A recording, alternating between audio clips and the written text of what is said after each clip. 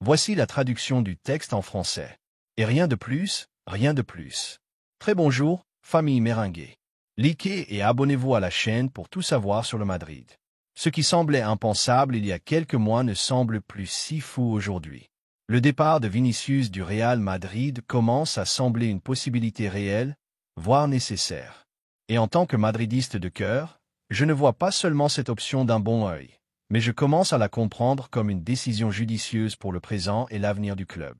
Il est temps d'ouvrir un nouveau chapitre. Vinicius est arrivé en tant que promesse et pendant un certain temps, il nous a enchantés avec sa vitesse, son audace et ses buts lors de soirées importantes. Mais le football ne vit pas de souvenirs ni de moments isolés. Le Real Madrid a besoin de bien plus que cela.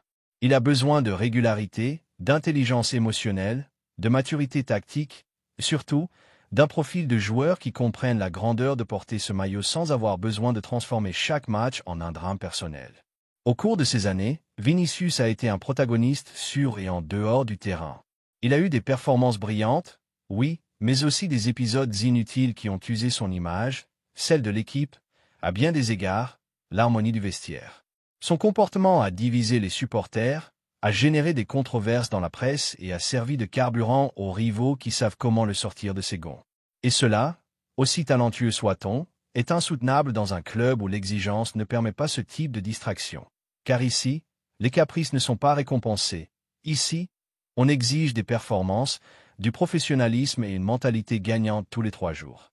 Maintenant, au milieu des négociations pour un éventuel renouvellement qui n'avance pas, le scénario devient encore plus clair. Le joueur a un contrat jusqu'en 2027, mais ses exigences économiques et sa posture inflexible ont commencé à déranger. Et si le Real Madrid veut continuer à grandir, s'il veut laisser derrière lui le bruit inutile et se concentrer sur une équipe équilibrée, solide et engagée envers le blason, peut-être que le plus sain serait de faire un pas de côté.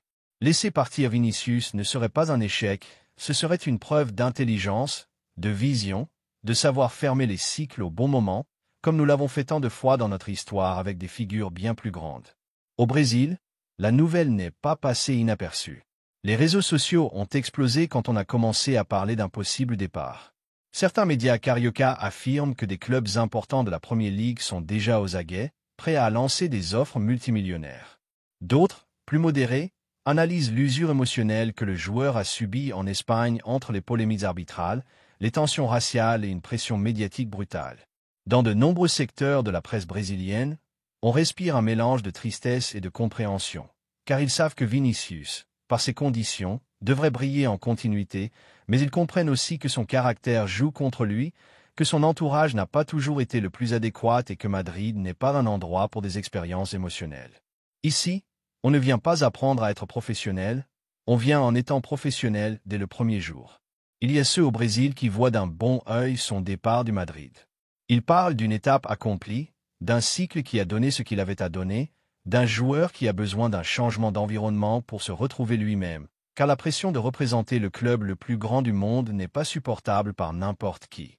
Et bien que certains le nient, Vinicius a montré des symptômes de fatigue émotionnelle, d'épuisement, de frustration mal canalisée et cela, au lieu de le faire grandir, l'a rétréci en tant que footballeur. Cela lui a fait perdre de la lucidité, de la confiance et surtout du focus. De l'entourage du joueur, on insiste sur le fait qu'il ne veut pas partir, que son idée est de continuer, mais il clarifie aussi qu'il ne le fera que si on lui garantit un rôle protagoniste absolu, comme si dans ce club quelqu'un pouvait garantir cela. Comme si ici il n'y avait pas de compétition, de mérite et d'exigence constante. Cette attitude en elle-même est déjà un problème, car elle démontre que Vinicius n'a pas fini de comprendre ce que signifie être joueur du Real Madrid. Ici, il n'y a pas d'intouchable, ici on ne négocie pas les rôles, ici on se bat jour après jour pour sa place.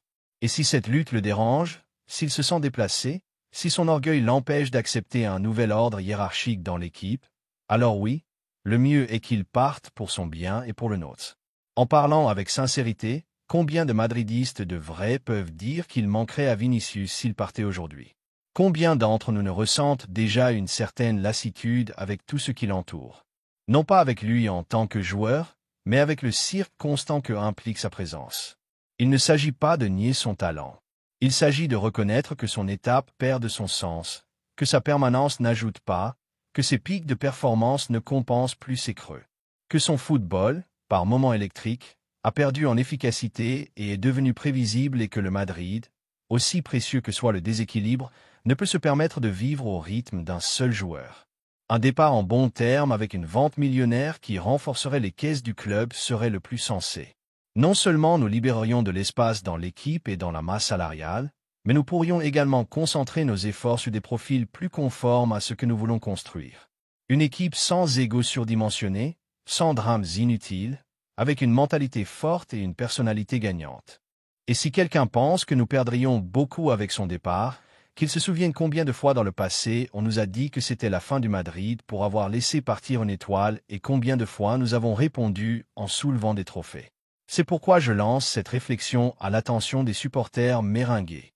Ce n'est pas le moment de choisir à nouveau la voie du club au-dessus des caprices individuels. Ce n'est pas le moment de mettre fin aux protagonismes qui ne rendent pas suffisamment. Ne serait-il pas plus sain de couper court maintenant plutôt que de le faire tard et avec des conflits? Vinicius peut être une étoile dans une autre ligue, dans un autre contexte, dans un autre type de club. Mais ici, dans la maison des champions, il ne s'intègre plus, car ici les lamentations et les gestes exagérés ne valent rien. Ici, on gagne, on respecte le maillot et on parle sur le terrain. Ainsi, si la direction envisage sérieusement son départ, elle a tout mon soutien en tant que supporter. Il ne faut pas avoir peur. Il ne faut pas céder au sentimentalisme. Le Real Madrid n'est pas un joueur, c'est une institution. C'est une histoire, c'est un maillot qui s'est imposé encore et encore face au nom.